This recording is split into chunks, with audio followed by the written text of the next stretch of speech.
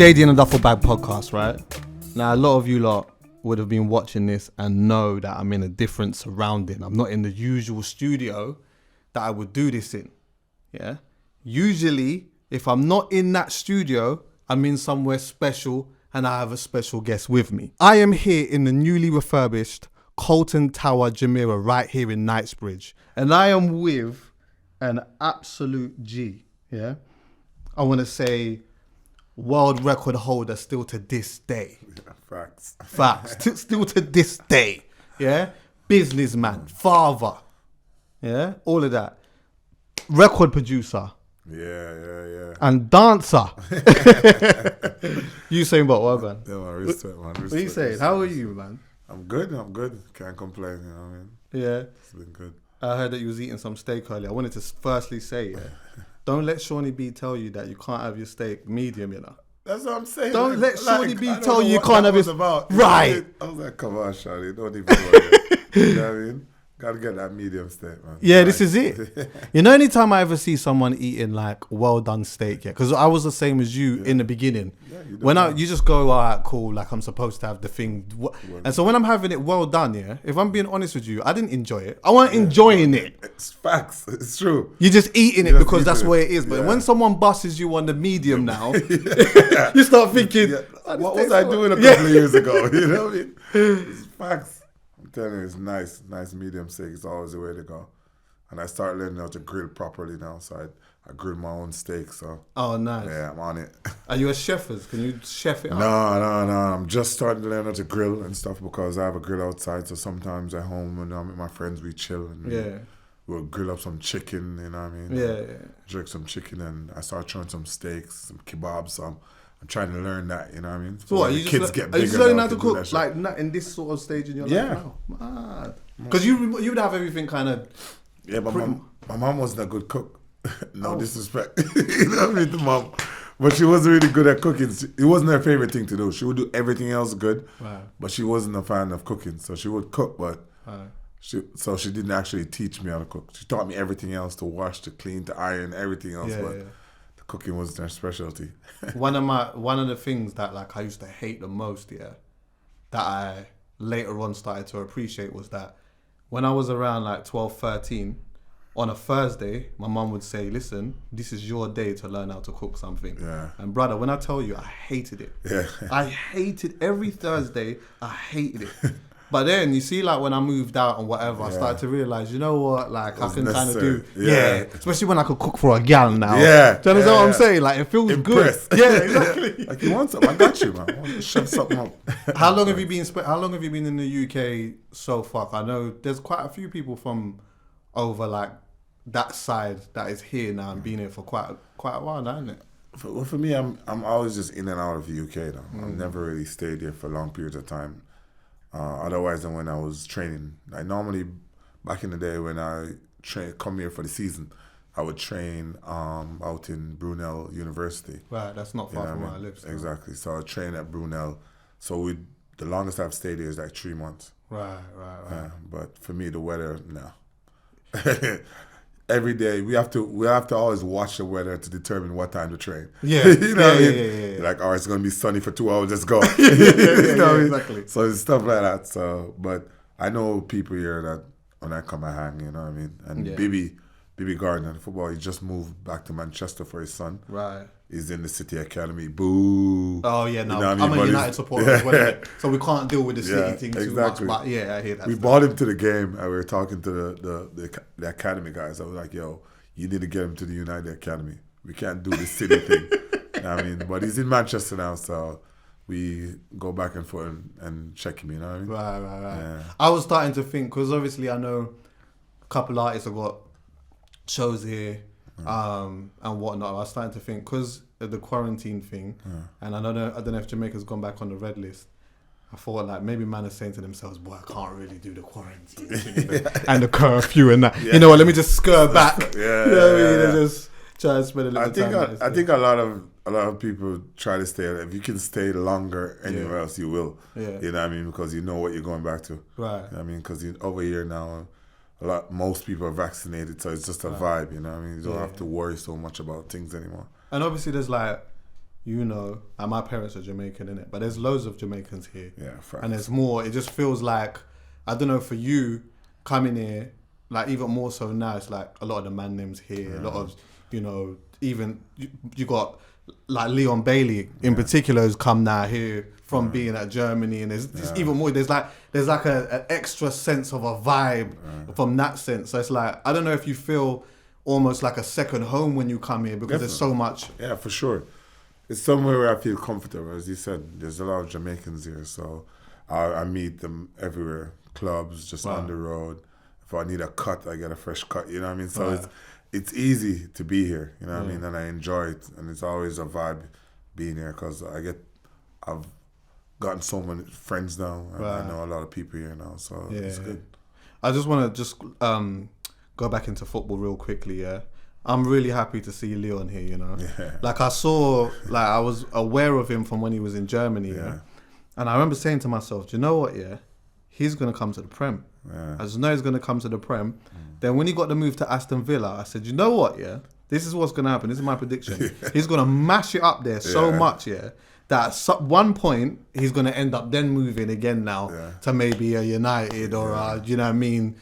Hopefully not a City, but right. Do you understand what I'm saying? Like I can see that there's something that's going to be special happening with that boy. It's already hard watching Raheem play for City because at some point you gotta support him. You know what I mean? Yeah. But for me, Leon, he's gonna be good, man. I saw him the other day. Where he came to link me because I wanted a jersey, so he came to link me in Manchester, and we were sitting just talking. I was like, boss, you have to mash this up. You know what I mean? Because we're looking forward to it. You know what I mean? And he's excited to be here. You know what I mean? He says it's different, but it's a good vibe. So I'm just happy. You know what I mean? Now I can actually get to see him because I'm here all the time. So now I can get to games and go watch him. You know what I mean? Facts. So that's good. How's life been like for you now? Because you've been in a different part of your life now. You know, there's a lot of things that would have been at the back of your mind that you would have had to have thought about a lot when you're competing. You're not competing anymore. So like this next stage of your life that you've been living over the last few years or so, like how has that been for you? What is it like to not compete now, not have to think about competing? It's good, man. Trust me. We had a plan. Like after the London Olympics, we kind of started putting things in place. Like, what are we gonna do? What's the plan? You know what I mean? If we're gonna continue real estate, do some more buildings. You know what I mean? What the foundation? Which direction? What the foundation should go in? So we had a plan going in. You know what I mean? So for me, not competing, I'm happy. You know what I mean? Finally, I've been doing it for like 20 years. Wow. You know what I mean? I started young, and I was always trained, always doing track and field. All I know is track and field. You know what I mean? So now that I've ventured off into different things, and as you said earlier, I started producing music. You know what I mean? That if you follow my career, you know music and dancing and just the whole vibe is my thing. You know what I mean? So for me, it was only natural for me to get into music. I didn't have the time, but in the lockdown, it kind of made it easier because now I'm home. I wasn't traveling as much, so that's how I really dove into that. I feel like you would naturally still have a competitive nature in you, even if you're not doing that. Yeah. How do you challenge or channel that energy into like other things? Like, how do you do that? Because I look at everything as I want to be the best, you know what I mean? Right. That's how I look at it. So I'm doing music and people feel like, oh, he's just doing it for fun, you know what I mean? Nah. I want to get some banging records, you know what I mean? Go platinum, you know what I mean? Get a Grammy. I'm aiming for the top, so that's my mentality in everything I do. So that's how I channel all of my energy, you know what I mean? Because I want to be the best. I just don't want to be okay, you know what I mean?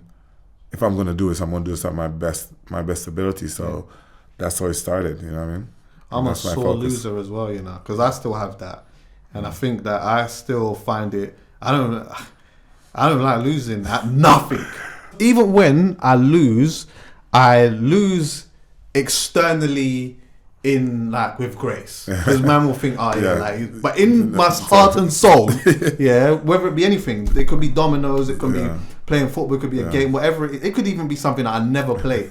If I play and I lose, I feel it deep. Trust me. We in Manchester, we went out for bowling, right? And so we picked teams out of a hat, and we won the first game. You know what I mean? And I was like, yeah, come on, my team. You know what I mean? Feeling good. And then some people had to leave. So some of my other friends came and they were like, oh, I want to play. He's like, I've never bowled. And I had got him on my team. The first ball he bowled straight in the gutter. And I'm looking at him like, I'm really going to lose this game. Yeah. Before it even started. You know what I mean? I was pissed the whole time. You know what I mean? So the only thing made me happy is that I score bigger than everybody else. So I was like, you know what? It wasn't my fault. Right, exactly. I did my thing. Yeah, I did my thing. Exactly. If I had someone else that did theirs, then we would have done better. But I did my job. Yeah. I did that. Nah, man. But see, like, I want to just talk a little bit about the music side and that as well. Yeah. You got an album that came out as well, Country. And I know that that's something that you represent from where you grew up, Trelawney. Oh, and I'm going to talk to you a little bit about that as well. But like, like this, I remember hearing, like, Usain's producing music and that, and I'm like, like, how did that come about? I knew you was DJing, like running some tunes and whatever, and like sometimes you would say, especially depending on the culture, sometimes a DJ would sort of go into producing. It's not always the case with Jamaica because you have like the producers, but you also just have selectors, sound system culture, all of that, or like people that usually are selectors for sound system cultures ain't always producers. Yeah, I know. So, like, how was that something that you kind of fell into, even from that side? Because when I did my first rhythm, actually, we were launching my champagne at the time, and we were like, yo, let's do Olympia Rose and do a rhythm for it, so we can launch it all together. You know what I mean? That was my first step into music. You know what I mean? So when we did it, we kind of got a vibe. People are like, yo, we like the rhythm. It was nice. It was energy. And I dabbled a little bit after that. You know what I mean? So I was watching the vibe, and then I was like, you know what? But I never had the time because I keep traveling. As soon as I'm in Jamaica, I have to leave in 2 weeks. I have to leave in a week. So I didn't have the time. But in the pandemic now, I was just home. You know what I mean? So I was like, you know what? I have the time, can put the effort into this. You know what I mean? So that's when I decided, like, you know what? I'm going to start producing like proper music, and I'm going to build my own label and get it going. You know what I mean? Did you find it difficult getting artists to take that part of you seriously? Because I think that you being you can work in two ways. On one side, man can say, what? Usain's producing music like that. Alright, cool. Give me a rhythm, let me jump on something. But then sometimes, man, like, especially a Jamaican will look at man and say, what, he's playing? Nah, man. Whatever. He's a runner. Talk about it coming in the studio. Yeah, for me, that's how it started, you know what I mean? I felt like the first thing he said, I felt like that's what was going to be it.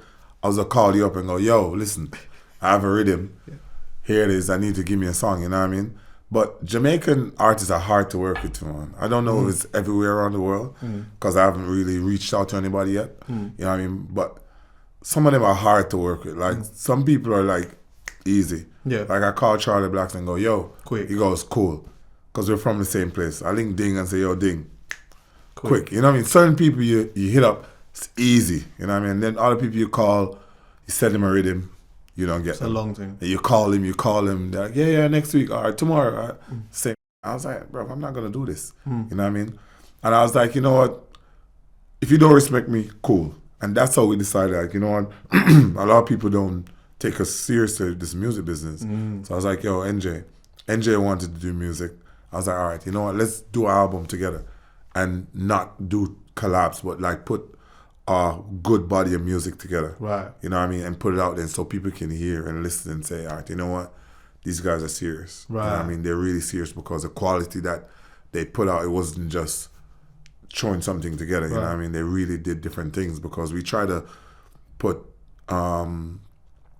different music for different people. You know what I mean? Yeah. If you hear some of the songs, they sound almost like British songs, you know what I mean? Right. So we try to give different sounds because I'm international, so I have a lot of fans all over the world, so I try to put a little bit of every sound on the album, you know what I mean? And you've seen a lot in it, so that would obviously play a part in how you deal with that. And now we get a good feedback because now even artists are calling us and say, yo, if you're doing something, shout me, you know what I mean? Yeah. Well, do you know what? It's mad, because obviously you got Clockwork Rhythm, Yeah.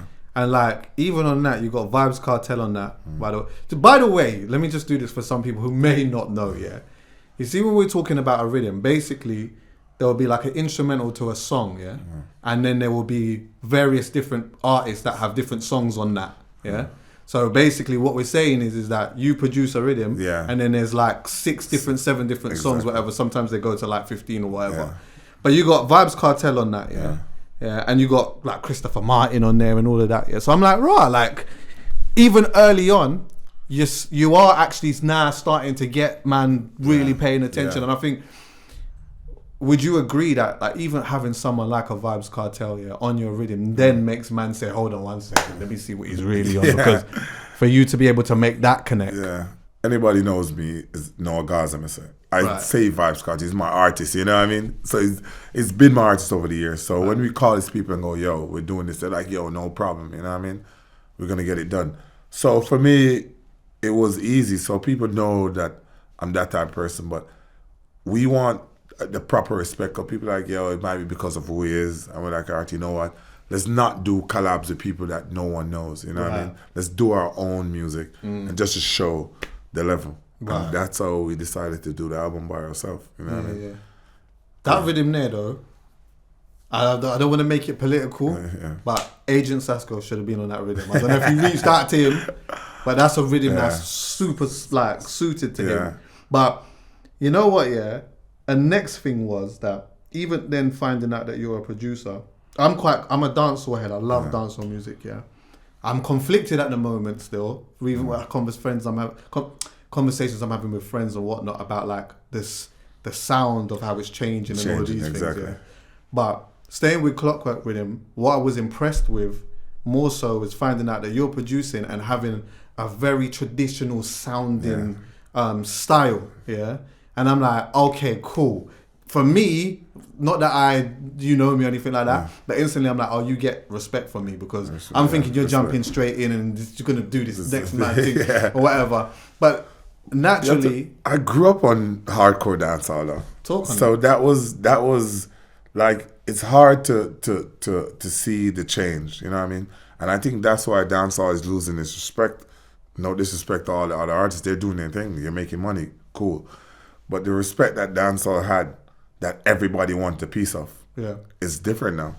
You know what I mean? Because it's not that hardcore, like, ghetto type of dancehall anymore. And me and my people were talking about it, and I said, yo, the next rhythm that I do is going to be a proper hardcore dancehall rhythm with the proper old school guys. You know what I mean? I've already reached out to a few of them and said, listen, this is my idea. We're going to make a few rhythms, see how you feel. You know what I mean? Because I think that's what we're missing now. You know what I mean? Because people will see me and go, yo, what's going on with dancehall music? You know what I mean? Because now the trap dancehall is taking over. So people are like, what's going on? I was like, well, I don't know. You know what I mean? I can't determine where the dancehall go, but now I'm here. I can try to change it or try to put a little bit more hardcore dancehall in it. Yeah, because I've been talking about that for a little while, man. I go to Jamaica regular, innit? And like, when I started seeing it happen, I'm saying to myself, like what? How has it got like this? Because I know Jamaicans in particular to be extremely patriotic, very prideful as well, and very proud of like everything to do with the culture in and around it. And when you look at it's such a small place, but you look at the influence that it's had, globally, historically for years, from a musical perspective, from literally having the mindset of we're just keeping our head down and doing our own thing. Like to then see it being like, okay, boom, we're gonna take a little bit of the American thing and what. Like to me, it's just like don't get it twisted. There's certain songs that naturally I like and I catch a vibe to. But I'm like, how does it get here? Like, how are people feeling about this? I've thought about it and I've never said it out loud. Since Vibes Cartel has gone to prison, everything has changed. Let's look at it. You know what I mean? When Vibes Cartel was out, a lot of people mirror what he does. Most of the artists would mirror what he does, but no one stepped up and took over after he left. You know what I mean? Everybody was looking towards somebody like, yo, who's going to step up? Who's going to be that guy that we look forward to your next song coming out? You know what I mean? And nobody did. It was just like everybody was on the same level. No one really stood up and said, all right, this is the sound we're going to work with. Right. You know what I mean? And then the trap guys came in and people were like, all right, cool, let's listen to what's going on here. Right. And that's how the younger generation now start gravitating to that. Yeah. And that's how the music just kind of changed. Yeah, you know what I mean? Because now they were stepping up. And it was a group of them, and they were putting out music like that quick. Yeah. So everywhere you go, you hear this different sound. Yeah. You know what I mean? And the main hardcore guys did nothing. You know what I mean? They didn't try to say, "Yo, this we're keeping it here. Yeah, we're not gonna go that." You know what I mean? So, because I personally feel like that's what happened just by analyzing and really thinking about it. No, I agree. I'm on the same wave because I'm always saying to myself, if Vybz Kartel was out. Yeah. I think he might have had a little something to. I might have been indulging in it a little piece and whatnot, but I think he would have said, "Yo, let's not get too carried away with this, because this is our culture. We don't want to dilute any of that too much. We need to just keep elements of the principle of from where we come from or what." I do believe it will come back full circle though. We'll see. I'm definitely, for me, I'm definitely focused on hardcore dancehall because I think that's what everybody loved Jamaica for. Yeah. You know what I mean? And that's why so much of the songs went number one all around the world, in Germany and all these different places. You know what I mean? Yeah. It was always like high level. You know what I mean? Look at the verses that was done with Beanie and Bunty. That's the best. Biggest that's the best verses. Easy. And they're still trying to get one as big, and it's not gonna happen. You know what I mean? Because the world of Beanie and Bunty hardcore people just love that. You know what I mean? Yeah. I knew. See, like when that verses happened, yeah.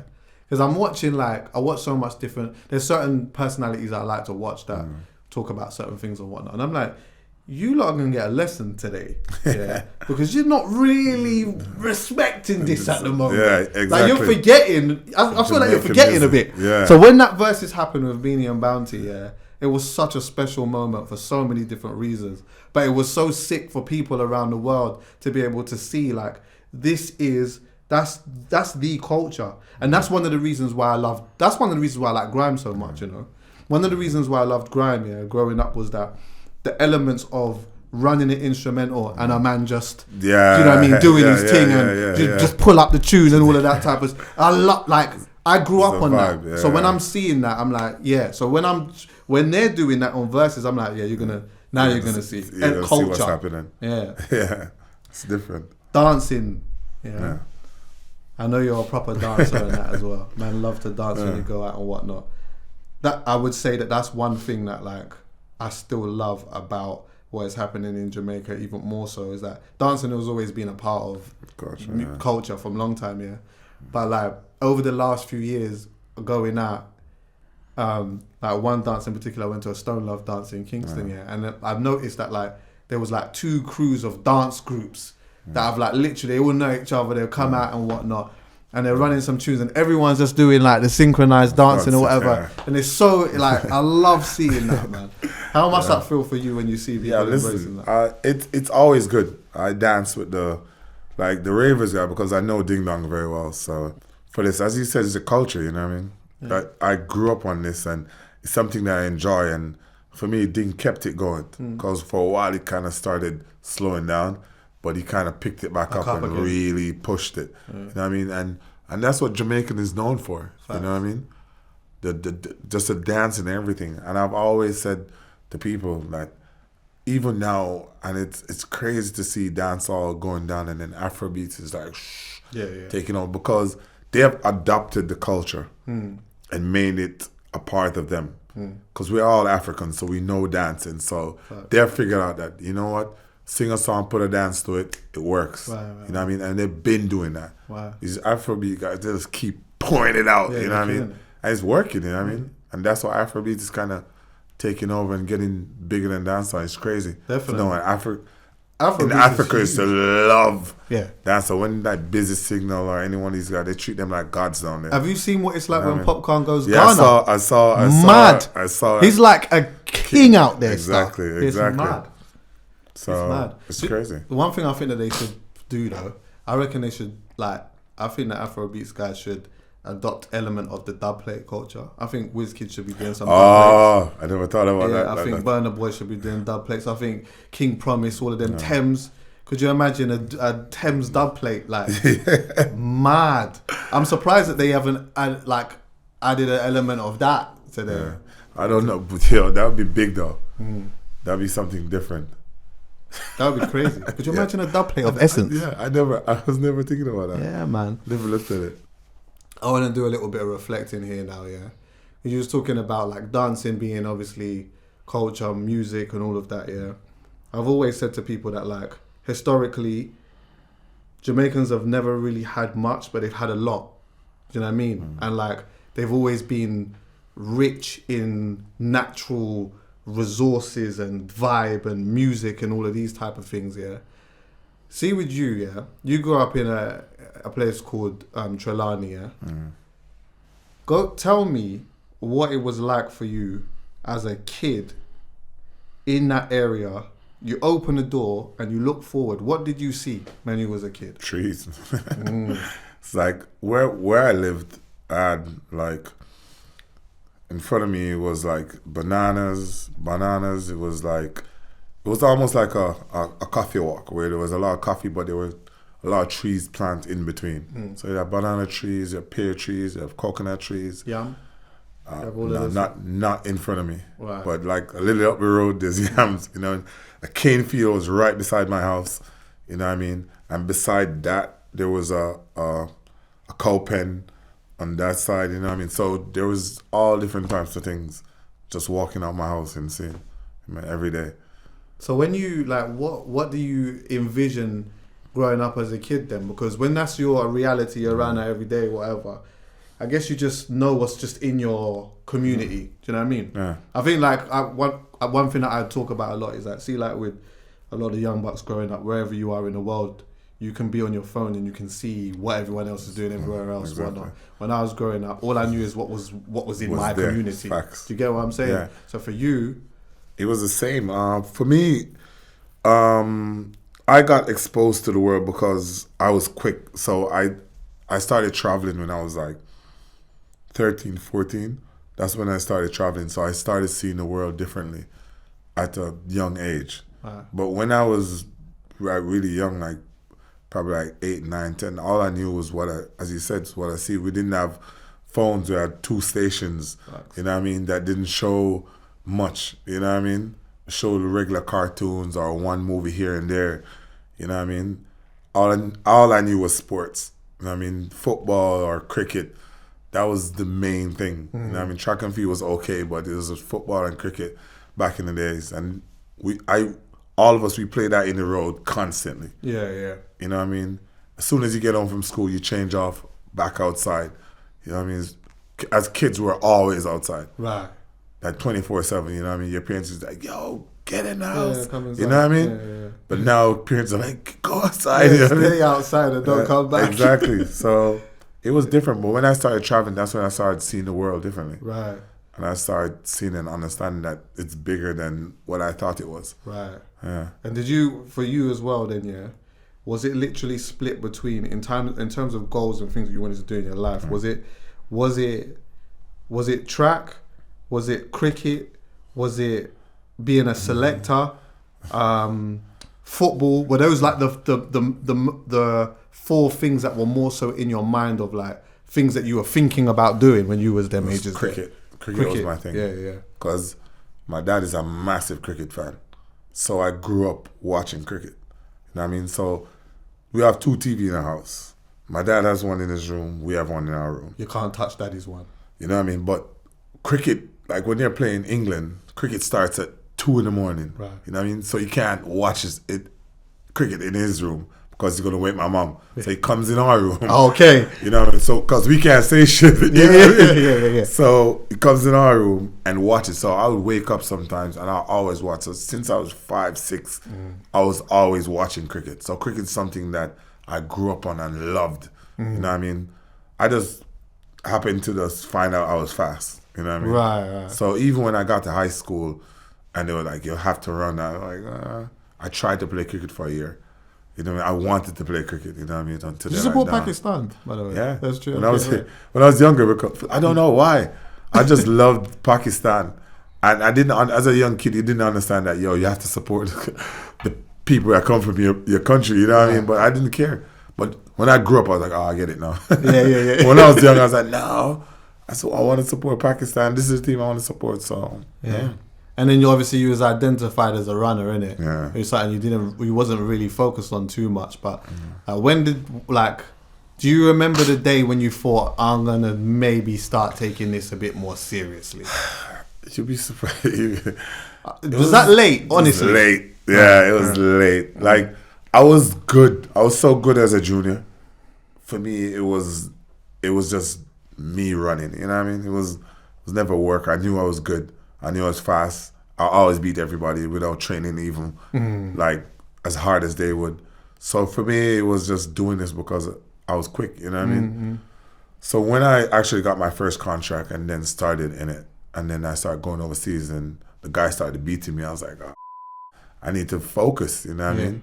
And that was when I started talking to my agent and they started explaining to me how much I can do in the sport, how much I can make and stuff like that. And then I was like, oh, I need to really take this serious and make it as a career, you know what I mean? And that's when I really started focusing on different things.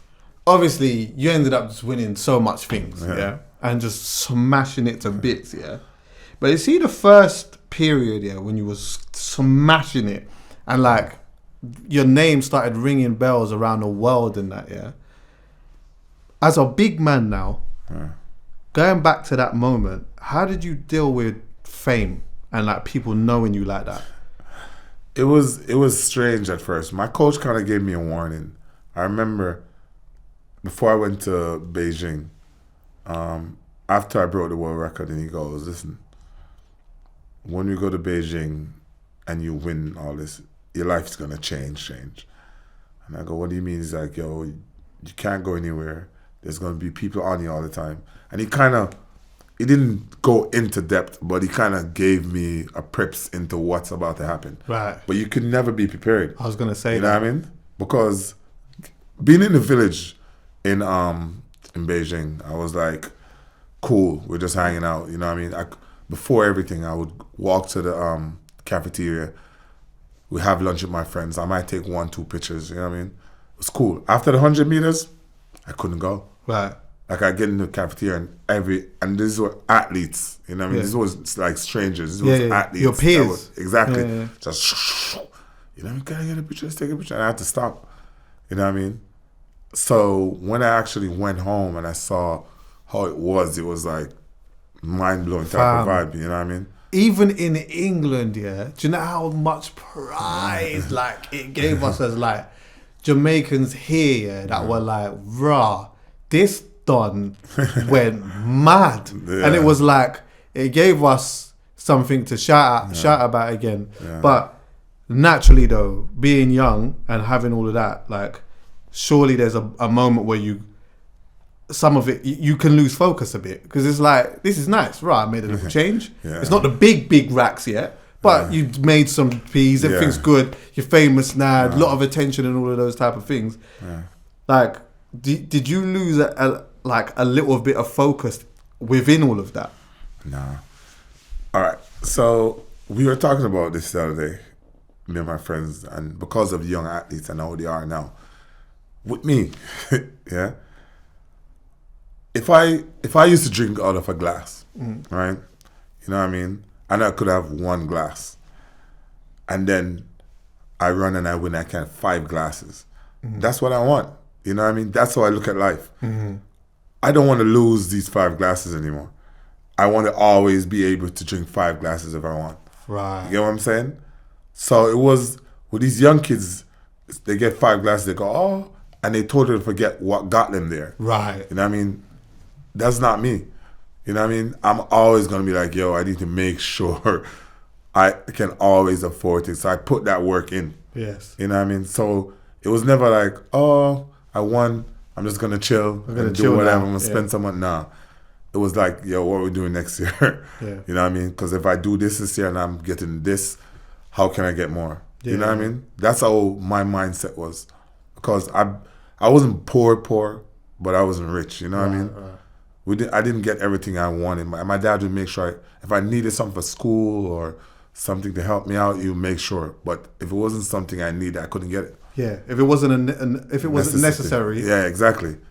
My dad didn't care. He's like, no, we don't have money to spend on that. Yeah. You know what I mean? And I see him hustling, taking loans and all this. Yeah. So I understood that, I had to work. And now that I can help my parents, I didn't want to go back on that. Yeah. I'm not like, I see so much of these kids have so much potential to help themselves. And as soon as they get that first big paycheck, they lose focus and 100%. And they go right back down. And I'm like, bro, what are you doing? You know what I mean? So for me, when I won the first time, I was like, nah. Next year, what are we doing? Right. You know what I mean? How can I get more? Some people lose their why and why they're doing it. Yeah. But then sometimes I think as well, some people achieve their why and that's why it stops them. And what I mean by that is that sometimes their why is, I want a watch, I want a car, I want a yard, and I want money. That's it. So then once they get that, they've got their why, and then now they've just, the focus is lost. But if your why is bigger than that, then usually the motivation will push you through to go and just do more and more. You know what I mean? So for me, that's how I looked at it. You know what I mean? And then the more I did it, I was like, you know what? I want to be amongst the greats. You know what I mean? And my focus changed from like just making sure I had 5 glasses to like being one of the greatest things, because it will come. You know what I mean? The money will come if I work hard. And I kind of shift my focus on trying to win the next Olympics and the next Olympics. You get what I'm saying? So I could be amongst the greats. You know what I mean? Which was something that no one done like won it like that. Do you get what I'm saying?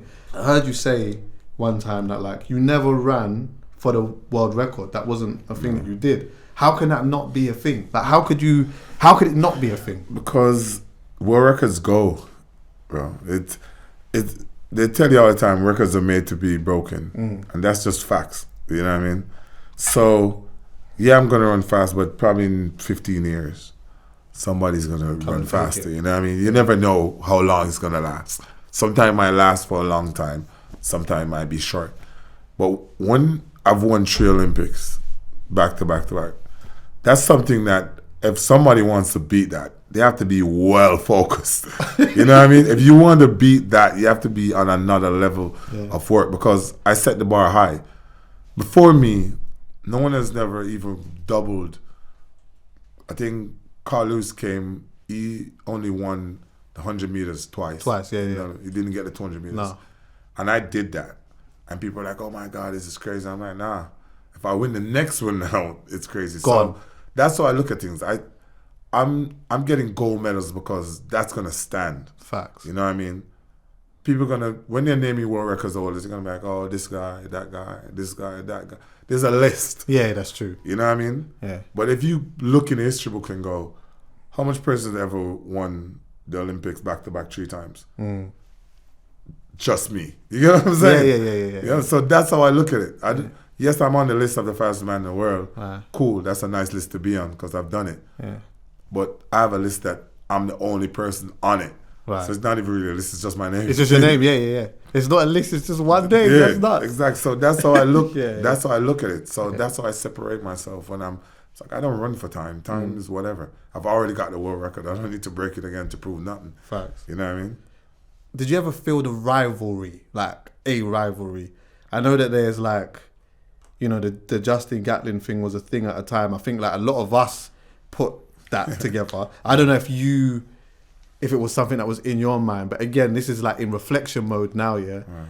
Like at that time, did you really feel the rivalry between you two, or did you get to a point where you felt like, you know what, I'm running so fast that there's not even a rivalry. I don't even feel like there's a rivalry happening right now. Definitely, it was a rivalry. I live off competition. I love it. That's something that drives me. You know what I mean? If you watch my movie, Usain Bolt, right? At the Olympics, throughout the season, I had problems motivating myself. I was like, because I've done it already, I was like, what do I need to prove? And it was hard, and I just twisted my ankle. I twisted my ankle early in the season, and it was hard getting back. So my motivation was literally, you know what I mean? And I remember somebody sent me a video of Justin Gatlin on this morning show, and he was talking. The guy was like, yo, are you going to beat Usain Bolt this year? This is the year, are you going to beat Usain Bolt? And he was like, yeah, I'm gonna beat him, and I'm gonna wear my gold medal around my neck like a gold chain, and that alone, like, just changed. I was like, all right, let's go. Yeah. You know what I mean? I'm that competitive. Right. I was here, one video, I'm here. You know what I mean? So for me, I love rivalry, I love competition, and Justin for me was one of the best ones. You know what I mean? He's very good at competing. He wants it. He wants it bad. Yeah. You could see it in his man. face, yeah.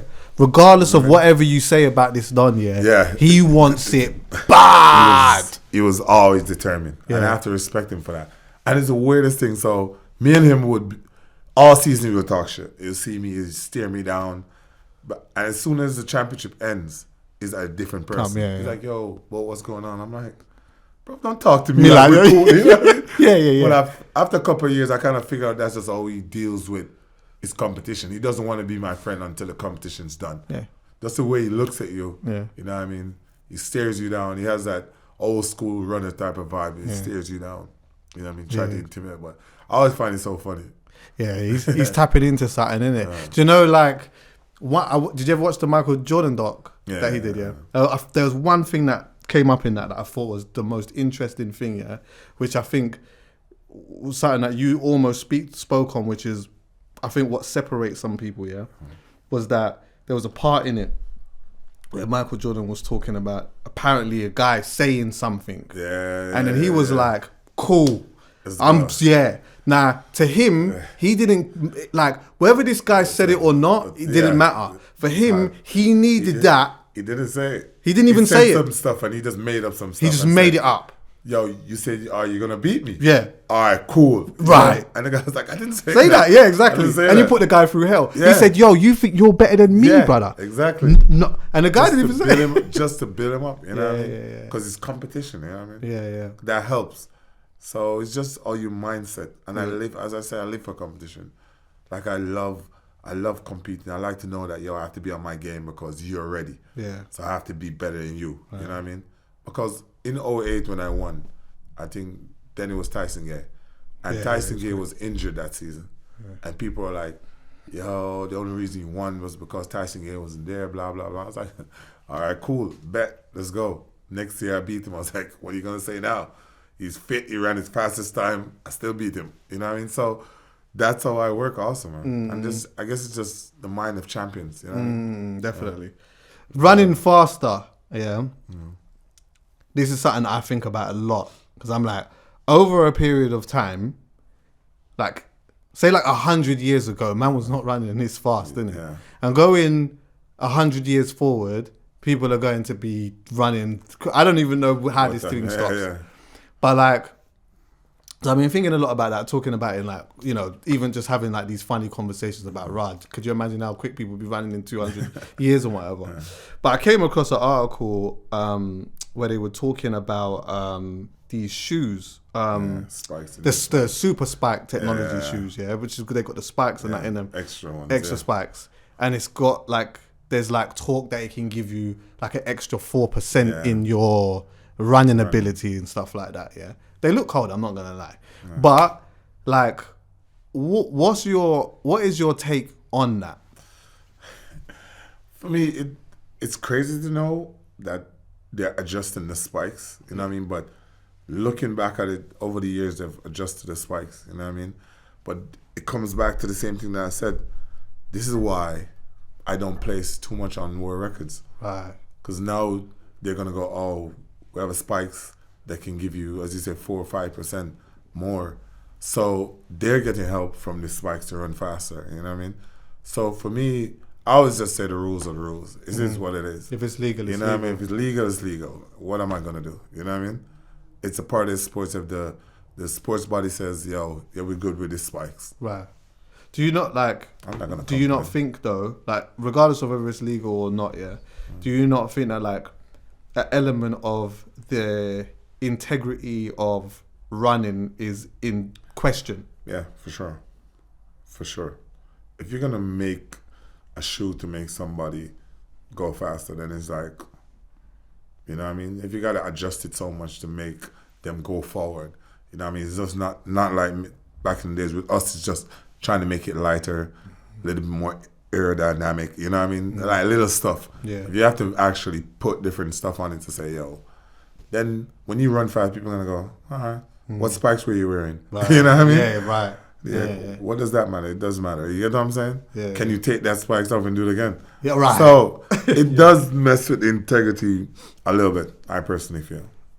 Yeah, well then, boy, could you imagine what the world record would look like if you had them as well, Star? Jeez. Mad.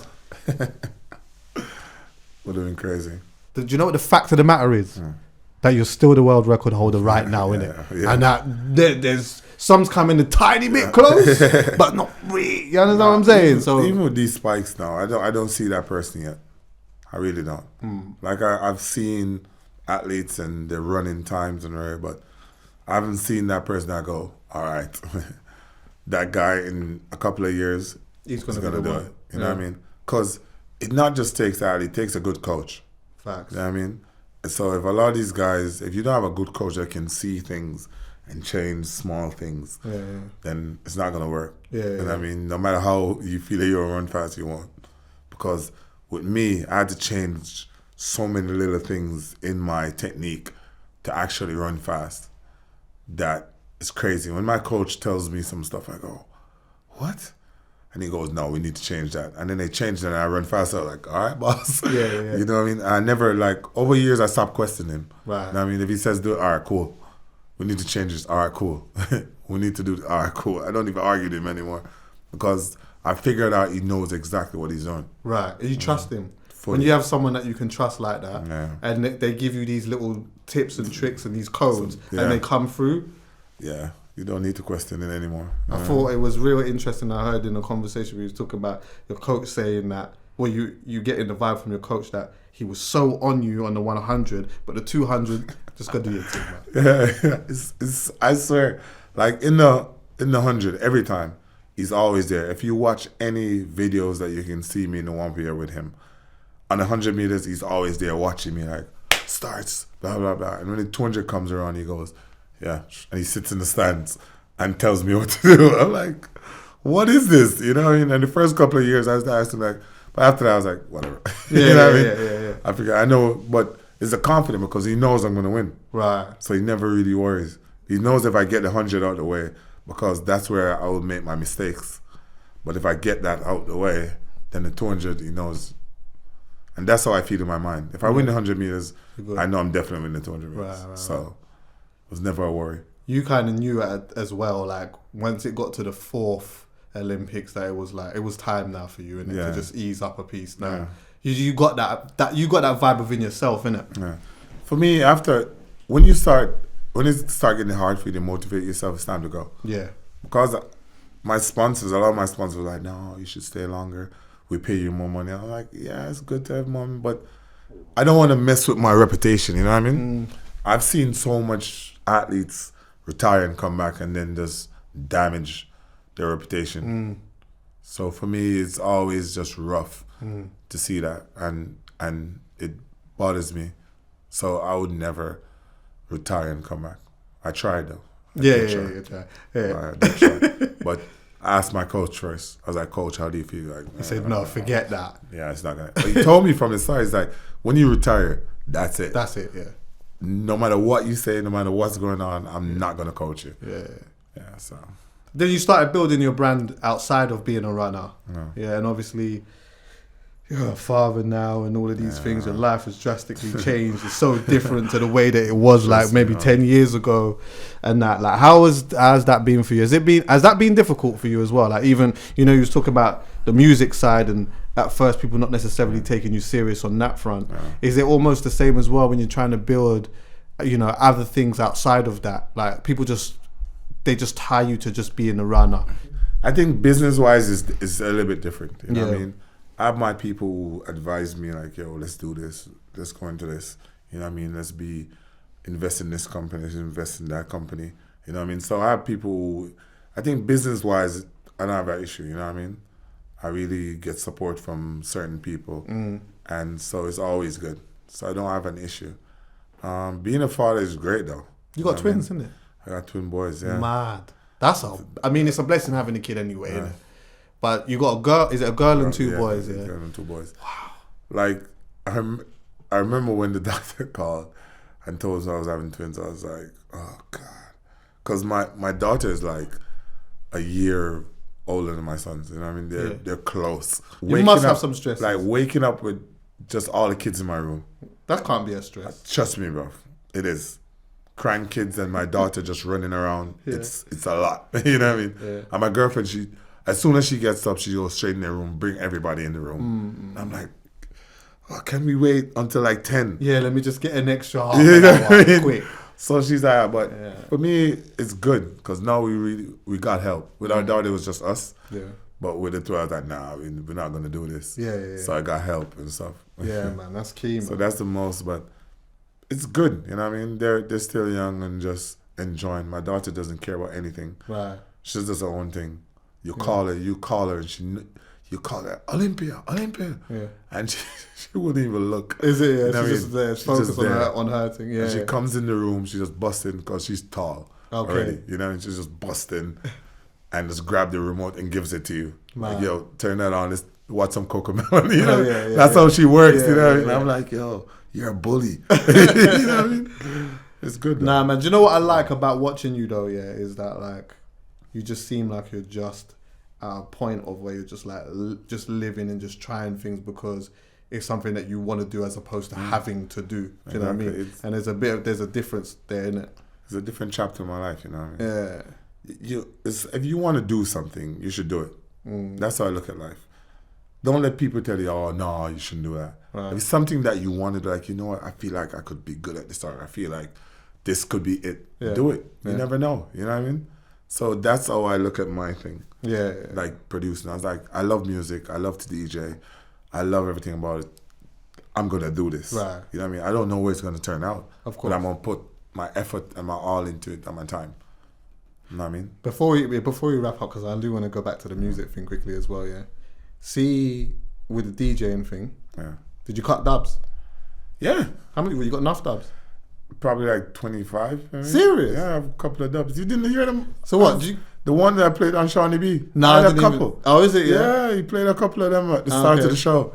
So what, have you got Buju on dub? No. Sizzler? It was... No, I just have the main guys. Like, I have Idonia. Right. I have, like, Popcorn. I have, what's his name again? Munga. Right. I have a couple of guys. Have you got Stylo G from here? You got him? Yeah, I have a couple of Stylos also. So I have a few. Okay. Gappy Ranks cuts good dubs as well. I have a few of them, but I didn't, because I didn't go out and play. Yeah. Like, it was just for me. Yeah. And I liked the song. I was just hit the guy up and say, yo, I like this song, cut me a dub, you know what I mean? Yeah. So it was like that. It was never like, yo, I'm going to... Because if it was, then I would have hella Beanie and of course. I would hit everybody up. I wish I had the... Because I got dubs, innit? Yeah. I got a few. Yeah. But I wish I had the... Like, when I was doing that as well, I just wish I had the bank, really. I mean, even that, like, them times there, it wasn't even that expensive, innit? Now, trying to cut some of them is hella expensive, innit? Because they're superstars. True. Yeah. But, like, I kind of wish I had that still. Definitely. When anybody I work with now, I say, hey, you're in the studio, let's cut a few dubs. Yeah. You know what I mean? Yeah. On your album then, like, have you got a song that kind of means the most to you from that? For me, the two songs that stand out for me is that R.I.P. Okay. It was for my friend Jermaine Mason. Yes. He jumped for Jamaica. I knew him for years. And we were tight, you know what I mean? So that song was one of the toughest making. Just hearing it over and over again, it was rough. And these days, for me, it was, everybody has bad and good days, you know what I mean? So for me, that song was like, yo, it was real, you know what I mean? Because people see me and feel like, oh, every day is perfect for these guys. No, everybody has problems, you know what I mean? So for me, it was a vibe, you know what I mean? But it's a party and living the dream. Living the dream was something that we made even before. It was a single before. We just put it on the album. It was made because a lot of people would come up to me and go, yo, you did well in life. And I'm like, you can do it. And a lot of people don't believe in themselves, you know what I mean? I was just trying to show them, like, I'm from nothing, you know what I mean? I didn't have it. But if you have to believe in yourself and want your dream, you know what I mean? Never give up. Try to find people to help you, you know what I mean? make the effort. But so that was the song. So we try to put a lot of positive message in the thing also. And be a sponge in it. Try to learn certain things and listen to certain people talk. I think that this is a deep conversation that maybe is a conversation we might have in full depth another time. But like even like infrastructure of stuff that's happening in Jamaica, I know that like sometimes people feel as though there isn't a lot of ownership in regards to stuff. A lot of people are coming from different countries and owning a lot of the stuff that's happening in Jamaica. Like, how do you feel about that? It's hard to see. You know what I mean? To see Jamaicans selling so much because they sold Duns River for all of us. That's nuts. When I heard that they sold it, I was like, that's one of the biggest attractions in Jamaica. Even Jamaicans love that. Right. You know what I mean? So much times I climbed that. So when you found, and I was like, come on. So that's hard to see people coming to the country and actually benefiting on these things, you know what I mean? I don't even know why they sold it, you know what I mean? Because I'm sure it was profitable. I mean, but one thing he just said that I want the listeners to actually listen to what we say is that a lot of these kids or people in general don't listen or don't want to learn from other people. You know what I mean? Because they feel like, oh, I know this, or I don't need your help. Everybody needs help. You know what I mean? I've seen so much kids that I've tried to talk to or to mentor that they feel like, oh, I know this, or I don't need to listen to you. I'm going to do it my own way. You know what I mean? I'm not saying you shouldn't do things or you want to do things, but information is so important. And if I've done it before you and you can see the results, why wouldn't you listen? You know what I mean? And I feel that it's so important to get that out there to the younger generation. Listen, pay key attention to people who have done it before. You know what I mean? If you're not sure about the information, ask somebody else. But listening is so key because when I was growing up, I would listen and respect everybody's conversation. Even if sometimes you don't want to listen, like, oh God, this guy's going to talk for 15 minutes. Listen, because sometimes there's that bit of information that pops out to you. You go, oh, yeah, that makes sense. You know what I mean? So for me, I try to listen to everybody, have a conversation, pick on their brain, especially people who I know are successful. You know what I mean? Always try to talk to people who are successful and who have done it before you because it's only going to help you. Trust me. Yeah, of course. That's something. Even if it's just a one line that someone drops you, there's certain things that just stick out. And you're like, you know what? Nah, yeah, I resonate with that one there still. I can see where they're coming from with that. But yeah, man. Trust me. But love for coming and sitting down and talking with man and that. And I know you're here, got a few things to do with a few of the man and that. But yeah, just well done with everything, man. Like serious and just keep prospering. You know what I mean? Yeah, and go check the album. Yeah, you know, in Country Youths, it's still out there. You know what I mean? All platforms, stream. Go get it. But yeah, no, listen, honestly, love for just taking a little bit of time out and having a conversation or whatnot. Something I've been wanting to do for a minute, so I'm glad to have the opportunity to do that. And yeah, man, when I'm out in Jamaica, I'll send you a one message. I know you got 100 million things in there, but I'll just take a chance and see if you understand what I'm saying? Man, no worries, no worries. Love, man. Cool. JD and the Duffle Bag Podcast, myself, Chuckie online, Usain Bolt. Yeah, I already know. That's it.